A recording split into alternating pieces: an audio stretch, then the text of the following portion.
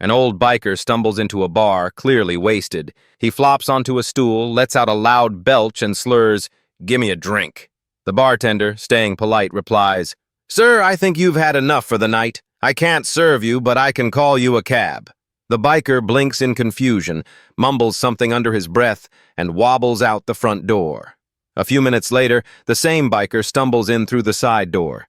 He staggers up to the bar and growls, "Pour me a drink." The bartender, a bit firmer now, says, "Sir, like I said, I can't serve you. Please, let me call you a cab." The biker grumbles louder this time, then stumbles back out the side door. Not 5 minutes pass before the biker comes barreling in through the back door. Determined as ever, he slams his hand on the bar and says, "All right, just pour me a damn drink already." The bartender sighs. "Sir, this is the third time you've come in. I've told you I won't serve you. Either let me call you a cab, or I'll have to call the police." The biker stares at him, slack-jawed, then throws his hands in the air and shouts, "How many bars do you work at, man?" A man, proud of having 6 children, started calling his wife "mother of 6" to show off, despite her repeated protests. He used it everywhere, at home, in public. It became his favorite nickname. One evening they attended a party. As the night wore on, he stood up, looked across the room, and called out loudly, "Shall we head home, mother of 6?"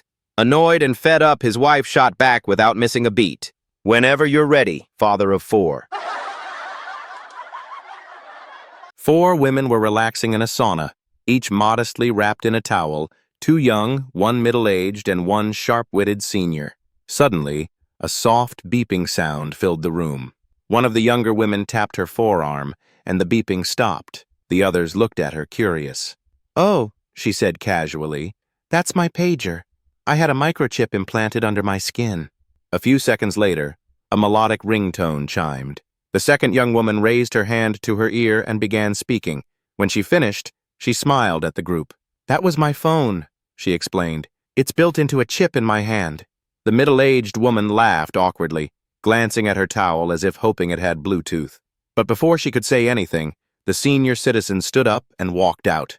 Moments later, she returned, head held high, towel in place, and a piece of toilet paper trailing behind her. The other 3 stared in stunned silence. Without missing a beat, the old woman smirked and said, "Well, would you look at that? I'm receiving a fax."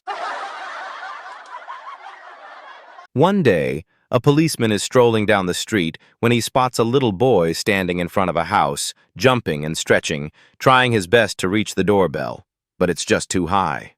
Amused, the officer watches for a moment, then walks over. With a smile, he gently places a hand on the boy's shoulder, leans in, and rings the bell for him. He then crouches down, grinning. "Well, what now, little guy?" The boy looks up with a mischievous sparkle in his eyes and says, "Now we run."